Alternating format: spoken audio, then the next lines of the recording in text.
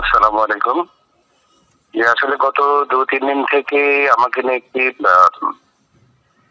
খবর প্রকাশিত হয়েছে, যেটা আসলে টোটালটাই ভিত্তি শব্দটি ব্যবহার করতে চাচ্ছি না, আসলে একটা বাজেভাবে প্রচলিত হয়েছে।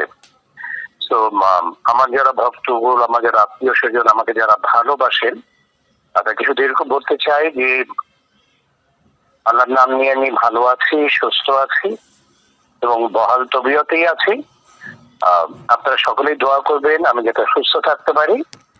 আর আমি শুধু তাদেরকে রিকোয়েস্ট করতে চাই যে আপনারা এই ধরনের এর আগেও আপনারা দুবার এই ধরনের নিউজ করেছিলেন ফেসবুকে।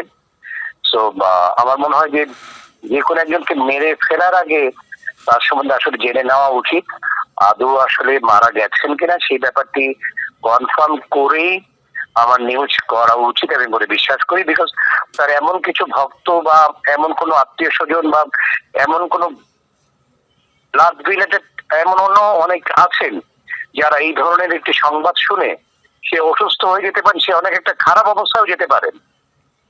তো সেইখান থেকে আমাদের মনে হয় একটু মনোযোগী, নিজেদের প্রতি মনোযোগী হওয়া উচিত। যে কারো সম্বন্ধে যখন আমরা এই ধরনের একটা নিউজ করব, তার ব্যাপারে আমরা 100% শিওর হয়েই আমাদের সেই ধরনের নিউজ করা উচিত। নাহলে আমাদের মনে হয় এই ধরনের নিউজ করা থেকে আমাদেরকে বিরত থাকা উচিত।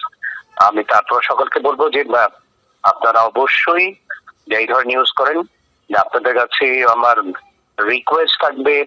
আমি বিশ্বাস করি একজন মুসলিম হিসাবে প্রত্যেকটি মানুষকেই, প্রত্যেকটি প্রাণীকেই মারা যেতে হবে, এটা অবশ্যই।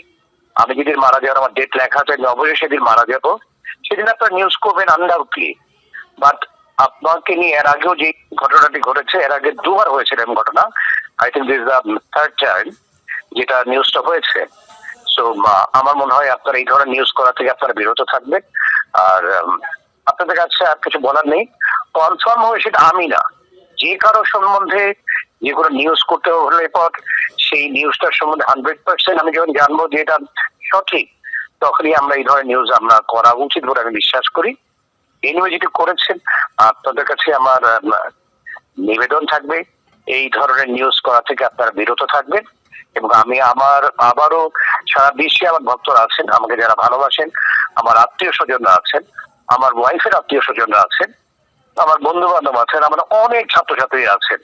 তো তারা আমার গত 3 দিন থেকে শত শত টেলিফোন আসতেছে আমার কাছে, আমার ছাত্রদের কাছে, আমার ওয়াইফের কাছে, আমার যারা ক্লোজেস্ট যারা আছে তাদের সকলের কাছে। তো তারা সকলেই চিন্তিত এবং বিচলিত আদৌ আসলে কি হয়েছে। এনিওয়ে আমি সকলকে উদ্দেশ্য করে অন্য কোনো কথা বলতে চাই না, সকলকে শুধু এটুকুই বলতে চাই আল্লাহর রহমতে আমি ভালো আছি, সুস্থ আছি।